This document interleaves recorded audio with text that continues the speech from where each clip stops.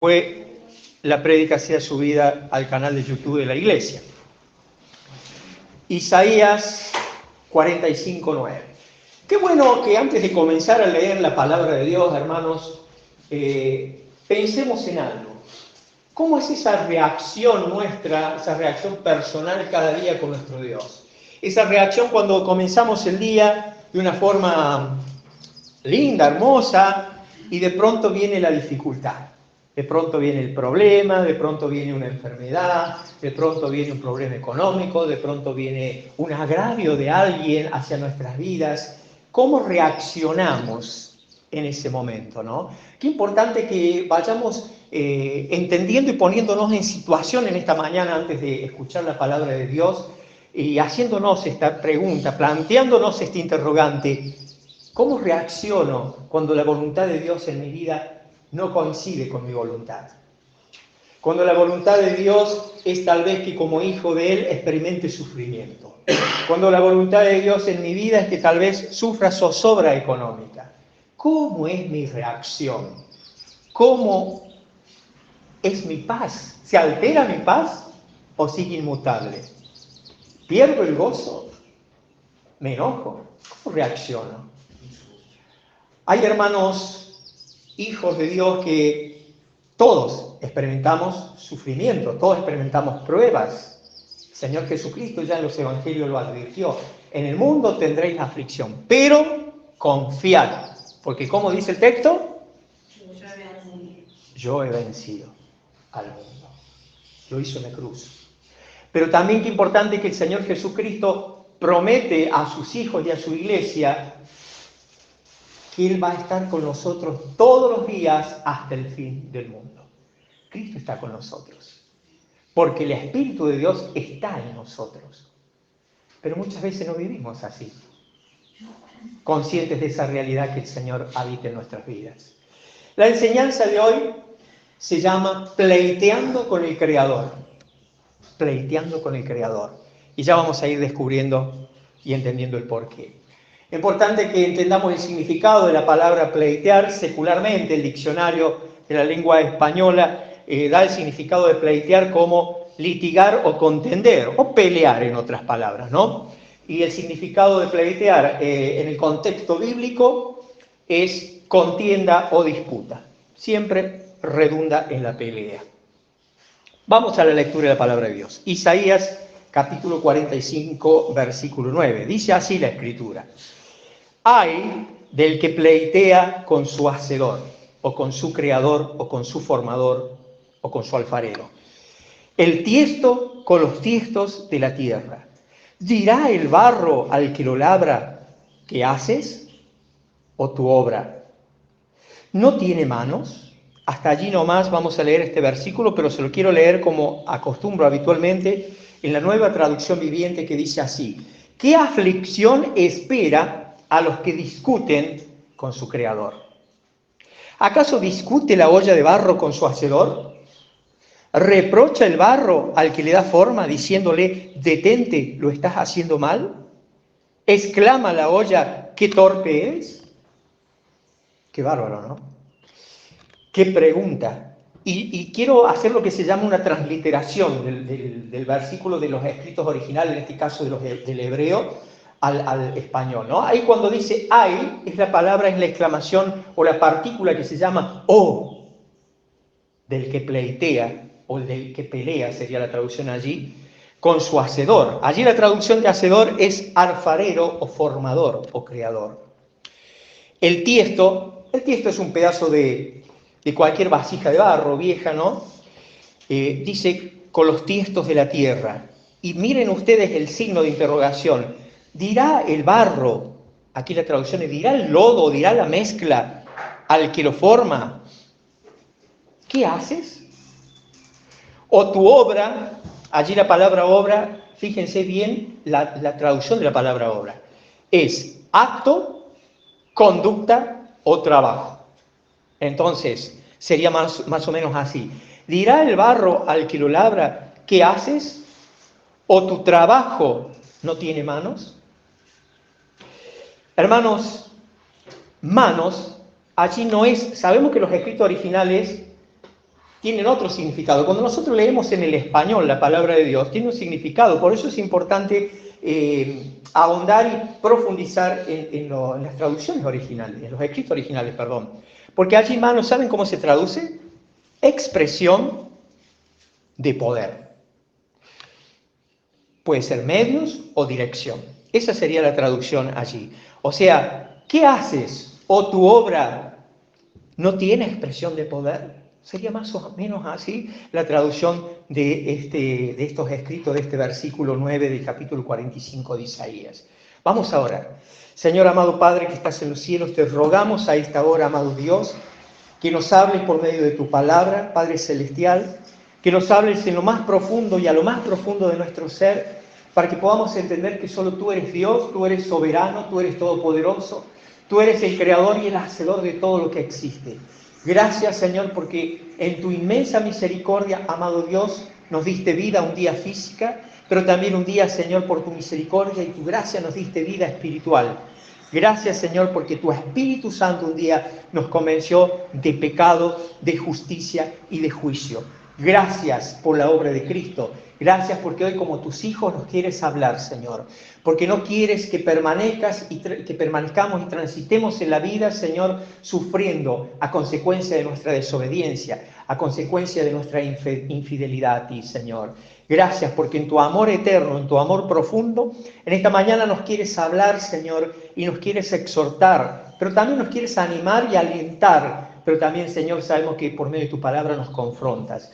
Y te pedimos que nos confrontes, Señor, con nuestro pecado, con nuestros vicios, con nuestros malos hábitos, Señor, para que en esta mañana salgamos aliviados y experimentando verdaderamente el gozo de la salvación y la paz de estar reconciliados contigo, Señor, para que salgamos en obediencia de aquí, para que hayamos entendido, para que hayamos decidido obedecer tu palabra y entender que tú eres todo en nuestras vidas.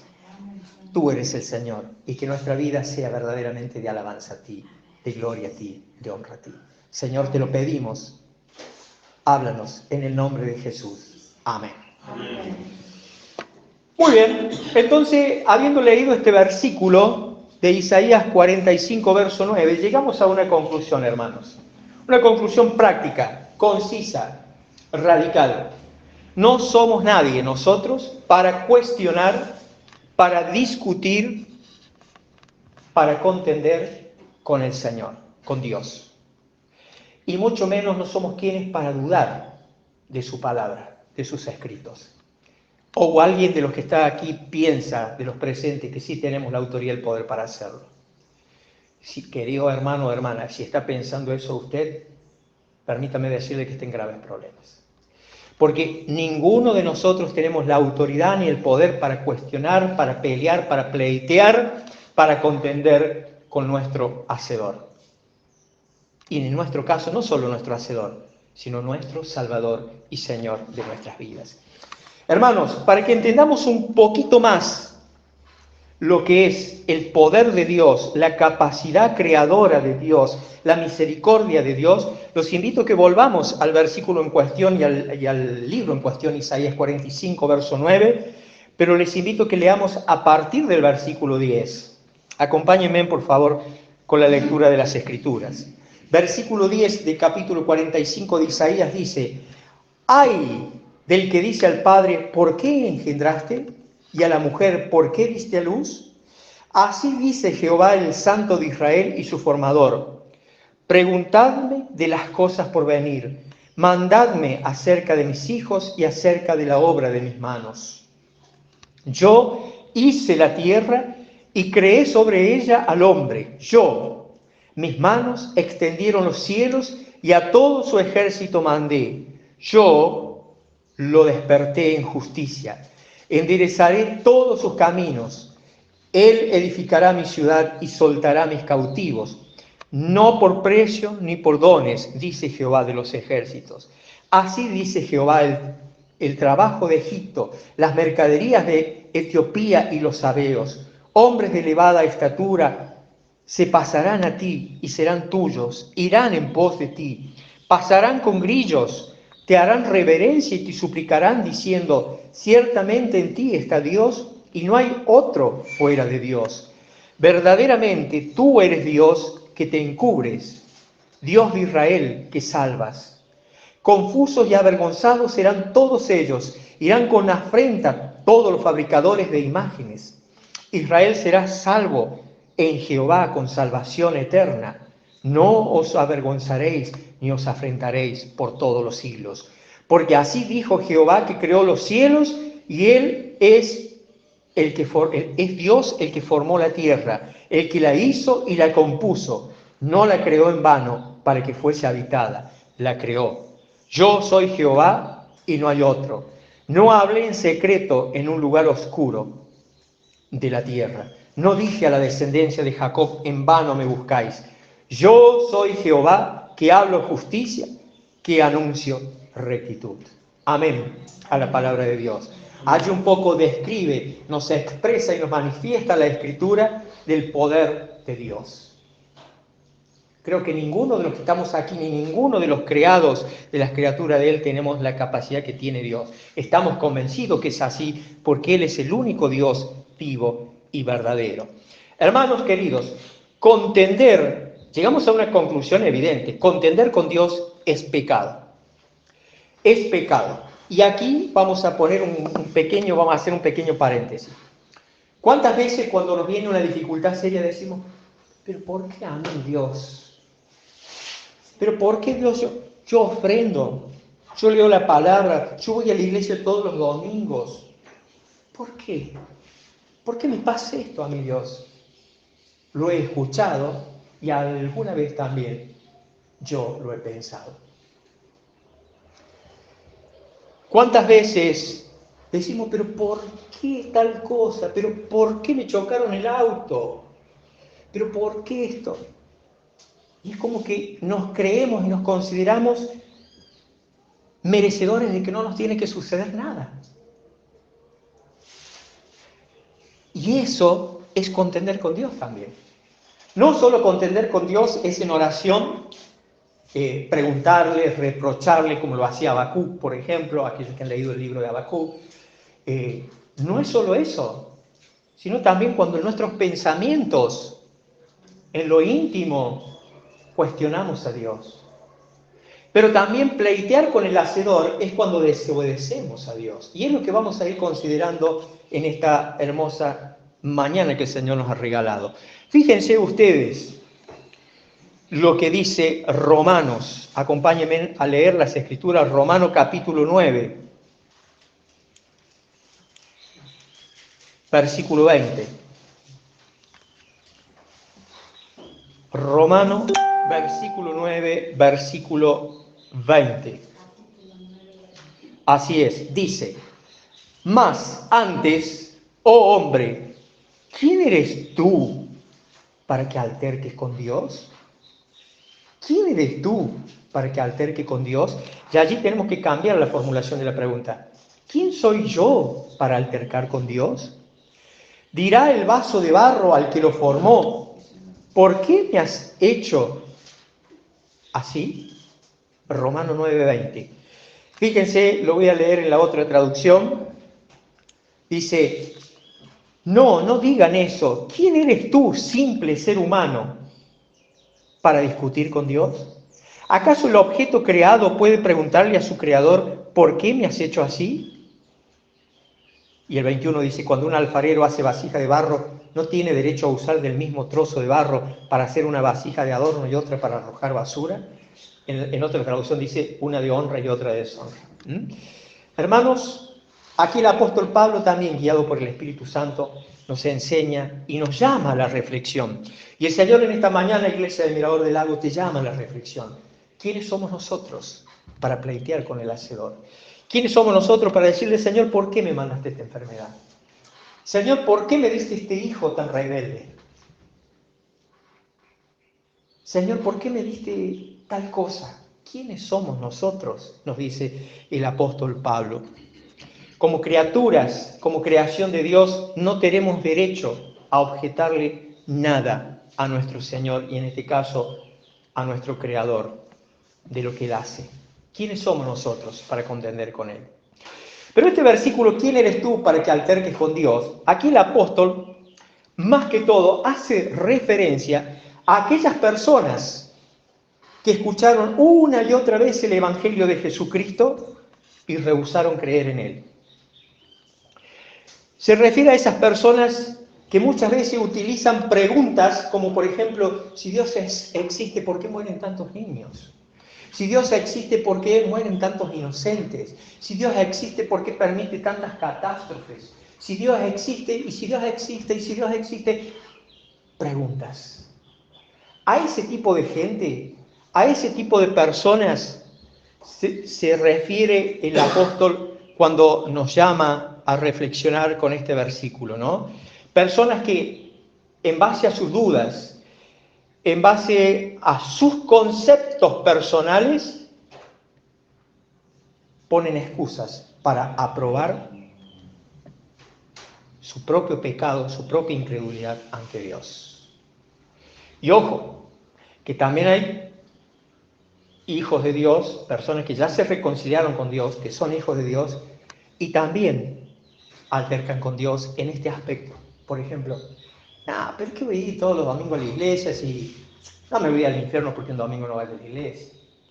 ¿Qué tiene de malo que diga malas palabras en casa? Estamos en familia. ¿Qué tiene de malo que escuche música que, qué sé yo, me guía a la infidelidad, que habla de cosas eróticas, música que, por ejemplo, con contenido que no le agrada a Dios? ¿Qué tiene de malo? ¿Qué tiene de malo que baile? ¿Qué tiene de malo que fume? Si me arrepiento, le pido perdón al Señor. O sea, tenemos un montón de planteos muchas veces que el Señor nos advierte en las Escrituras que no debemos ser sabios en nuestra propia opinión. Porque la verdad es Cristo, porque la verdad es la palabra de Dios. Hermanos queridos, fíjense ustedes que les voy a pedir que me acompañen a leer las Escrituras. Vamos a ir al libro de Job, capítulo 9, versículo 4. Job, capítulo 9, versículo 4.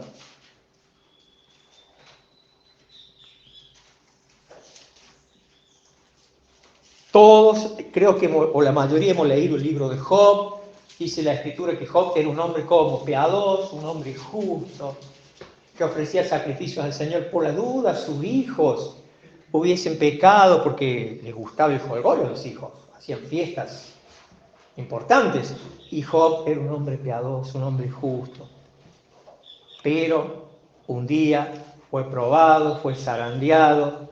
Y bueno, conocemos la mayoría, creo, el proceso de cómo fue esta prueba tan intensa para Job, ¿no? Y quiero que veamos algunos detalles en estos tres versículos estas tres citas que vamos a ver.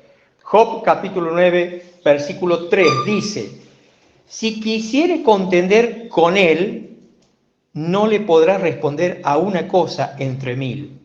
Verso 4. Él es sabio de corazón y poderoso en fuerzas. ¿Quién se endureció contra él y le fue bien? Para que lo entiendan mejor, lo leemos en la otra traducción. Dice, si alguien quisiera llevar a Dios a juicio, ¿sería posible responderle siquiera una vez entre 1000? Dios es tan sabio y tan poderoso. ¿Quién lo ha desafiado alguna vez con éxito? Preguntas bíblicas para reflexionar. Seguimos en Job, pero caminamos hasta el capítulo 33, por favor, de Job. Job 33, versículo 13. Fíjense ustedes. Prestemos atención. Recordemos que Dios nos está hablando a nosotros en esta mañana. Job 33, 13. ¿Por qué contiendes contra él? Porque él no da cuenta de ninguna de sus razones. Sin embargo, en una o en dos maneras habla Dios, pero el hombre no entiende. Fíjense ustedes que Dios nos habla. Fíjense que nosotros, ¿quiénes somos para contender con Dios? Les voy a pedir que vayamos a otra porción de las Escrituras. Seguimos en Job, pero en el capítulo 40, por favor.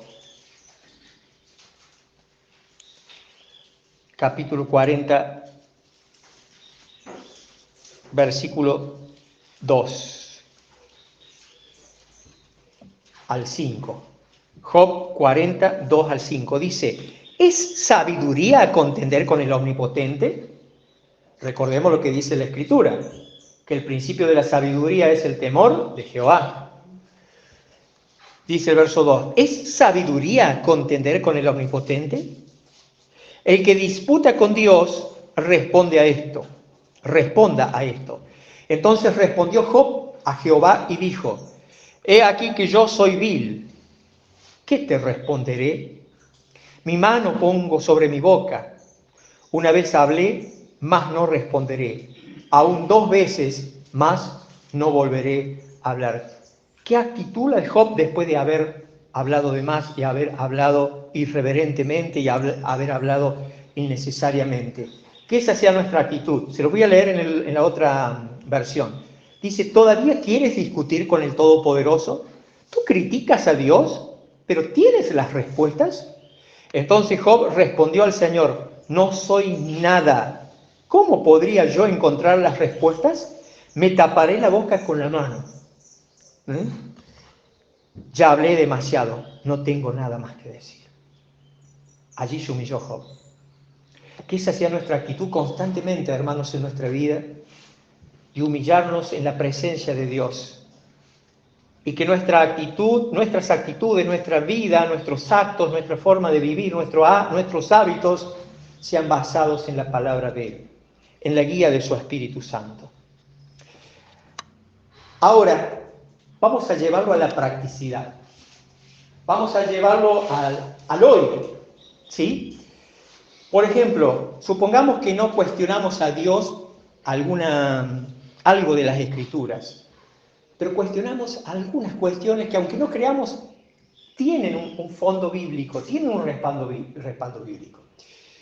Por ejemplo, podemos pleitear con Dios con nuestros actos, con nuestras actitudes y con nuestros pensamientos. Podemos pleitear o pelear o discutir con Dios. Cuando se dio el estudio del velo para la mujer aquí en la iglesia, haciéndose entender de que es un mandato para las mujeres en la iglesia usar el velo, hubo hermanas que no estuvieron de acuerdo. Hubo hermanas que me hicieron planteos. Gracias a Dios que, bueno, después lo entendieron. Pero no estaban pleiteando conmigo, estaban pleiteando con Dios. Y muchas veces no lo entendemos. Por ejemplo, ¿cuántos hermanos conocemos que están unidos de palabra en lo que se llama concubinato, conviviendo hace 20 años, 30 años?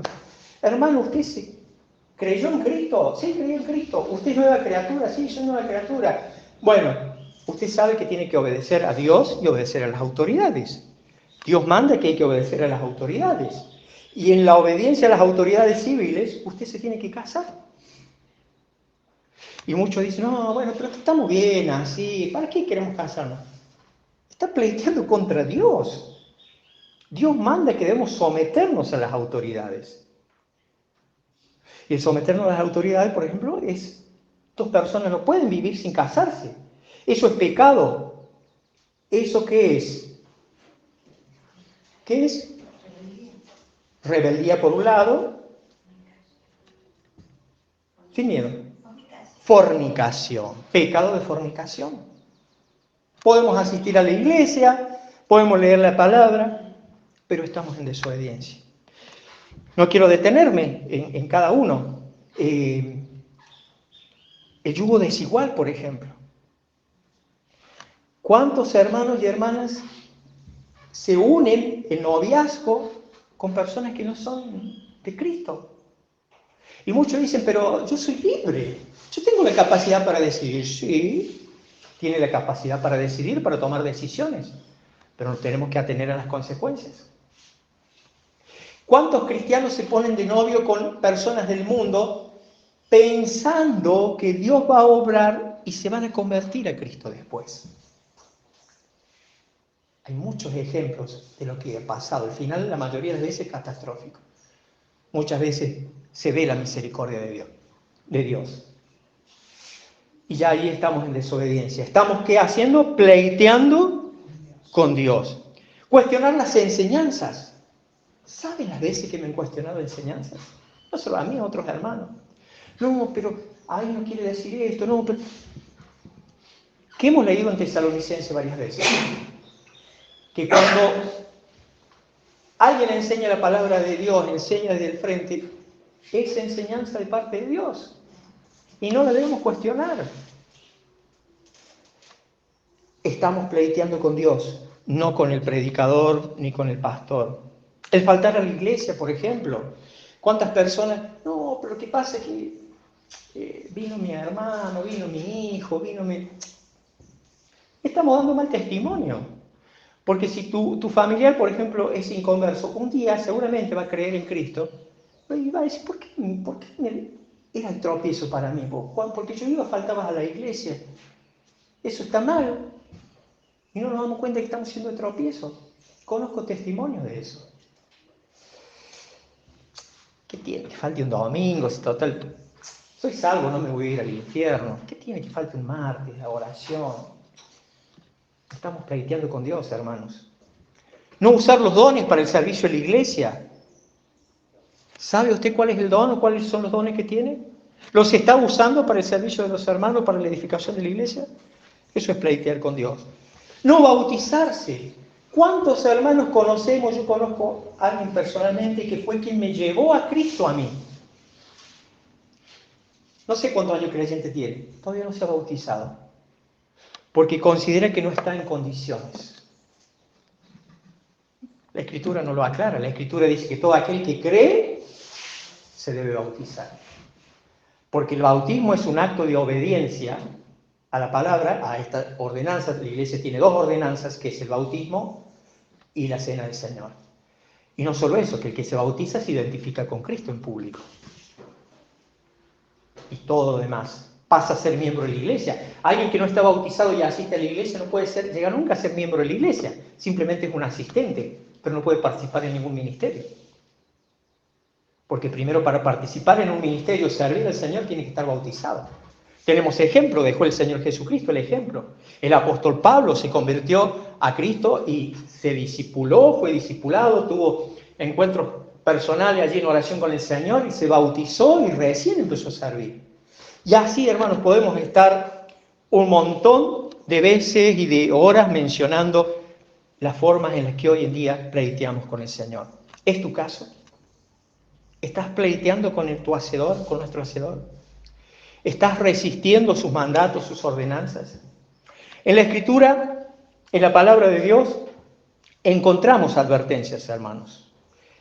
Vayamos a 1 de Pedro, por favor, capítulo 5.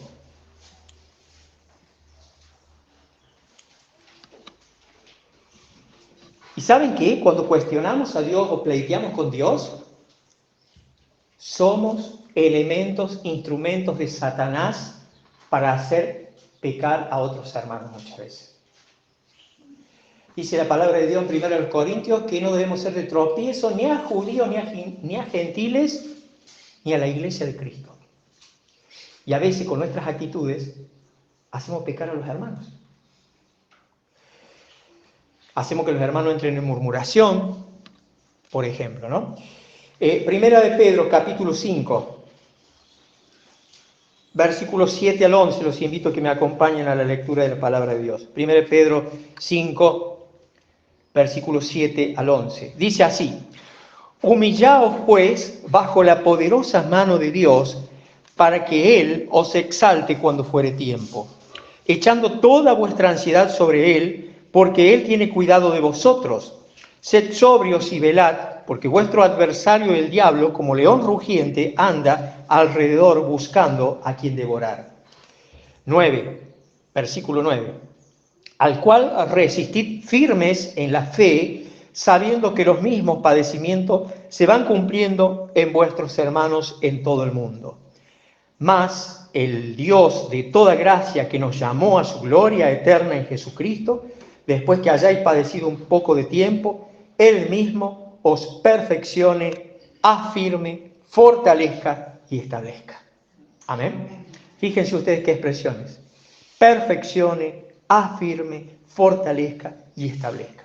Esto no va a suceder si un hijo de Dios no lee la palabra de Dios.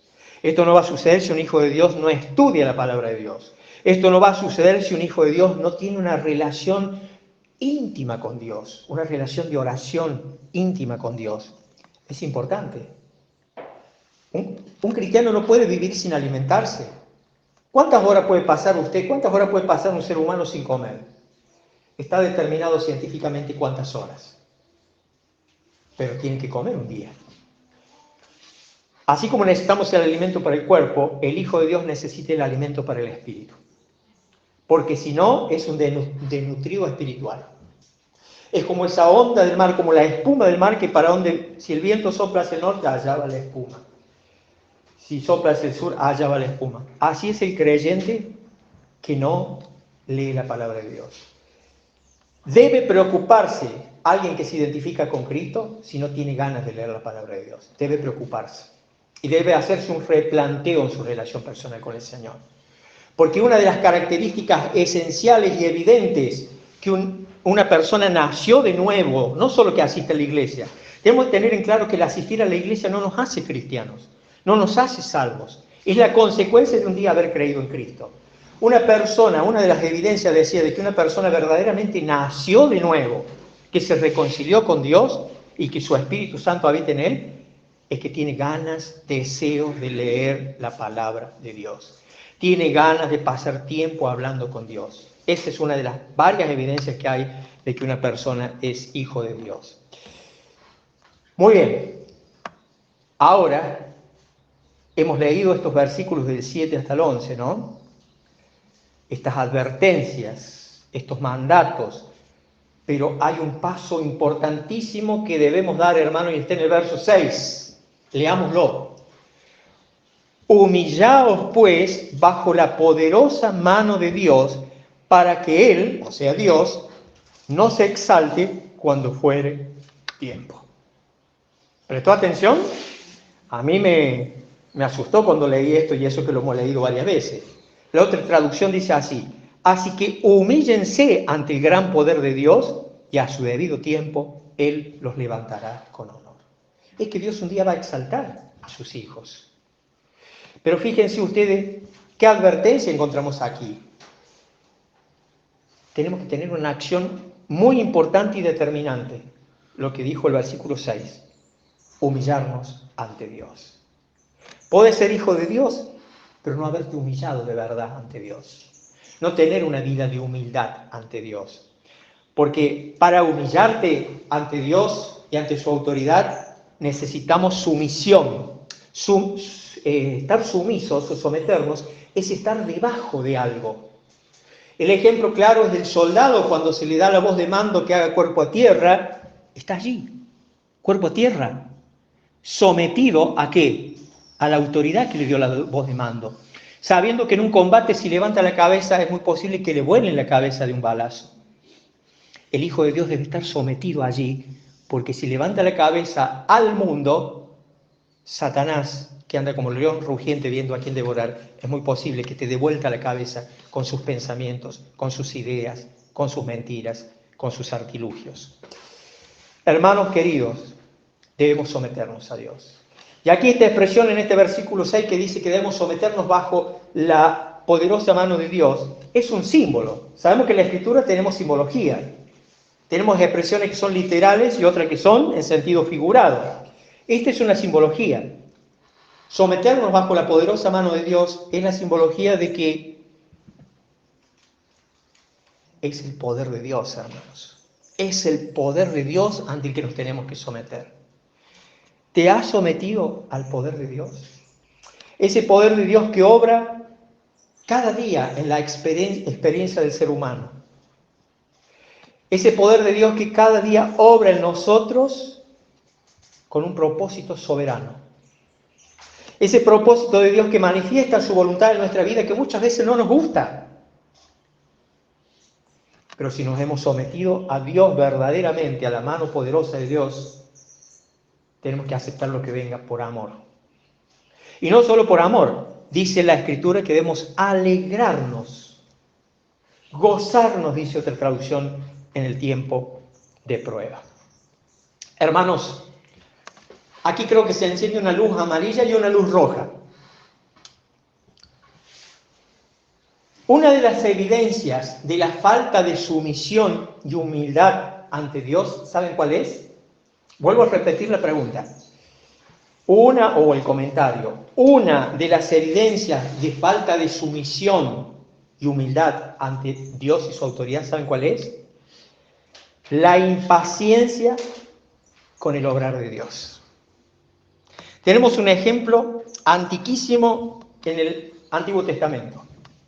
Jehová le había prometido a Abraham y a Sara que les iba a dar un hijo. Y la impaciencia los pudo, pero también la incredulidad. Por la edad ellos no creían que fueran a tener un hijo. Y quisieron las cosas a su manera. Sara le pidió a Abraham que tuviese intimidad con Agar. ¿Agar era? Con Agar. Y bueno, las consecuencias están hasta hoy en día con todas las guerras que hay en el Medio Oriente. ¿Se dan cuenta? Y estamos hablando de Abraham y Sara. Hermanos queridos, una de las evidencias de la falta de sumisión a la autoridad de Dios es la impaciencia por el obrar de Dios. ¿Le estás pidiendo algo a Dios? ¿Estás clamándole al Señor por algo? Descansa en Dios. Dice el Salmo 46, el versículo 10, que debemos quedarnos quietos y dejar que Dios obre, dejar que Dios actúe. Si hay impaciencia, si hay intranquilidad, es porque no hay paz. Debes pasar más tiempo con Dios, más tiempo de rodillas con Dios. Pero es que hace 20 años que tengo este sufrimiento. ¿Confías en Dios? Descansa en Dios. Espera en Él. Fíjense ustedes lo que dice, tenemos un ejemplo hermoso en 2 Corintios, por favor, acompáñenme a la lectura. Segunda epístola a los Corintios, capítulo 12, versículo 7. ¿Qué ejemplo tenemos aquí? 2 Corintios, capítulo 12, versículo 7. Dice así, el apóstol Pablo escribe: y para que la grandeza de las revelaciones no me exaltase desmedidamente, me fue dado un aguijón en mi carne, un mensajero de Satanás que me abofetee para que no me enaltezca sobremanera. Respecto a lo cual 3 veces he rogado al Señor que lo quite de mí. Y me ha dicho: bástate mi gracia. Mi poder se perfecciona en la debilidad. Por tanto, de buena gana me gloriaré más bien en mis debilidades, para que repose sobre mí el poder de Cristo. El poder de Cristo. Lo leo en la otra traducción rápidamente, para que quede más claro si no lo quedó.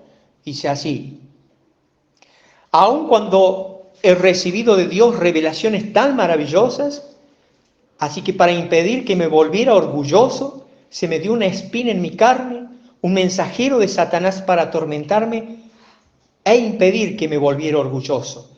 En 3 ocasiones distintas le supliqué al Señor que me la quitara.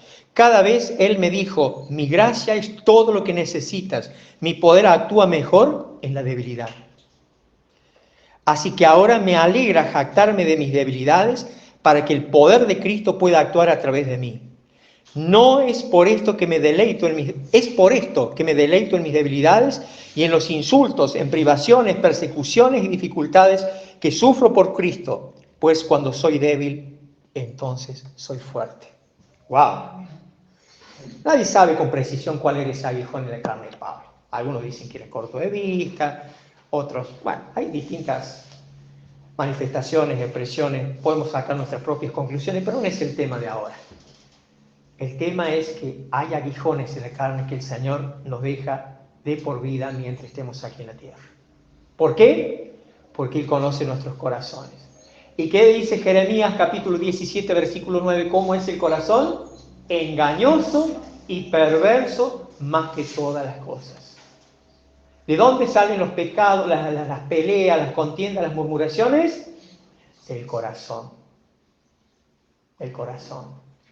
Por eso es que el Señor muchas veces permite pruebas momentáneas o a veces aguijones en la carne de por vida mientras estemos en la tierra, para que no nos enorgullezcamos y no nos olvidemos de Él, porque Él nos conoce, porque Él es nuestro Creador, pero también es nuestro Salvador.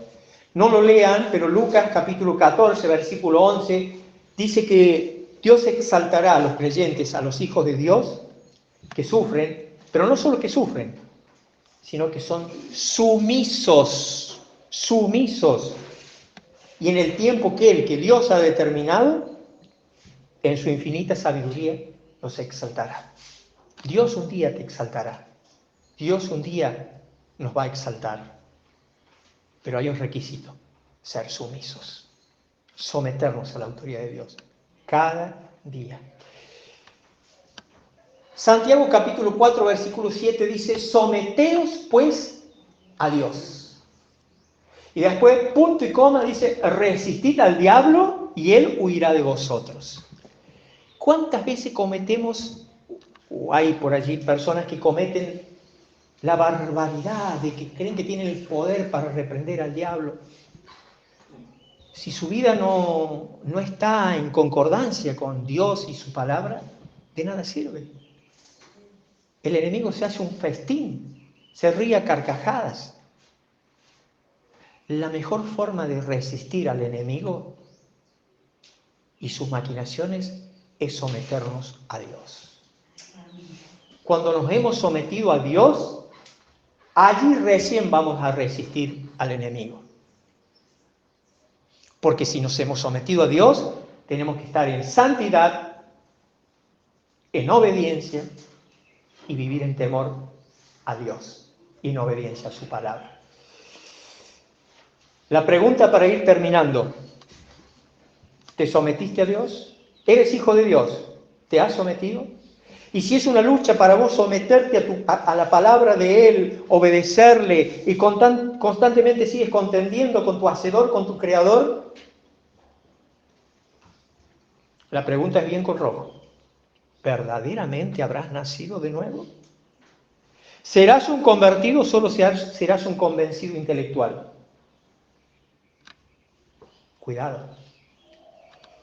Se dice que las iglesias de Cristo están llenas de convencidos. De cierto, alguna vez hace un par de años se grabó una película, varias películas, sobre el arrebatamiento. Y muchos de los que pensaban que se iban a ir con el Señor, obvio que es una ilustración, ¿no? Una suposición, una fábula. Cuando el Señor arrebató su iglesia, se quedaron. Por eso, hermanos queridos, debemos ser conscientes primero de que hemos nacido de nuevo y nuestra vida tiene que condecir, coordinar y estar en congruencia con la palabra de Dios. Que no somos perfectos, porque la perfección la vamos a lograr cuando estemos en la presencia de Él, del Señor, es verdad. Pero nuestro deseo y nuestro anhelo debe ser humilde, de cada día querer vivir de acuerdo a la voluntad de Dios, obedeciéndole y sirviéndole a Él.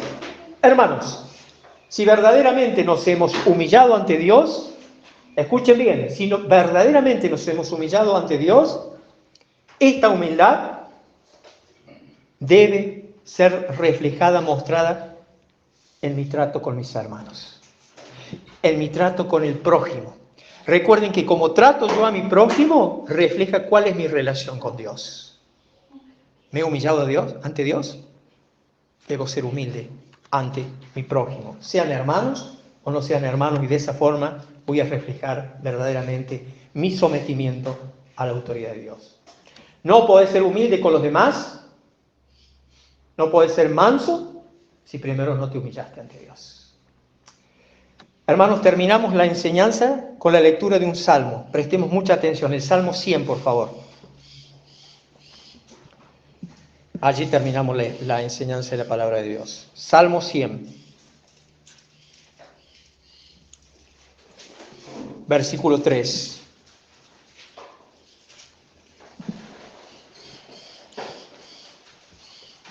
Esta debe ser la actitud, el pensamiento de aquel que creyó en Cristo un día y entregó su corazón y se arrepintió de sus pecados. Salmo 100, verso 3 dice: reconoced que Jehová es Dios. Él nos hizo y no nosotros a nosotros mismos. Pueblo suyo somos y ovejas de su prado. Entrad por sus puertas con acción de gracia, por sus atrios con alabanza. Alabadle, bendecid su nombre, porque Jehová es bueno, para siempre es su misericordia y su verdad por todas las generaciones. En otras palabras, el salmista nos dice: reconozcan que el Señor es Dios, que Él nos hizo, no nosotros mismos, y que le pertenecemos, que somos su pueblo, que somos oveja de su prado. Debemos entrar por sus puertas, o sea, en adoración con acción de gracias. Vayan a sus atrios con alabanza, denle gracias y alaben su nombre, pues el Señor es bueno, su amor es inagotable, permanece para siempre y su fidelidad continúa de generación en generación. Que hayamos entendido la enseñanza de Dios, la meditemos y clamemos al Señor por fortaleza y disposición para obedecerla. El Señor les bendiga, la paz del Señor esté con ustedes. Buen regreso a sus hogares. Buen domingo. Bendiciones.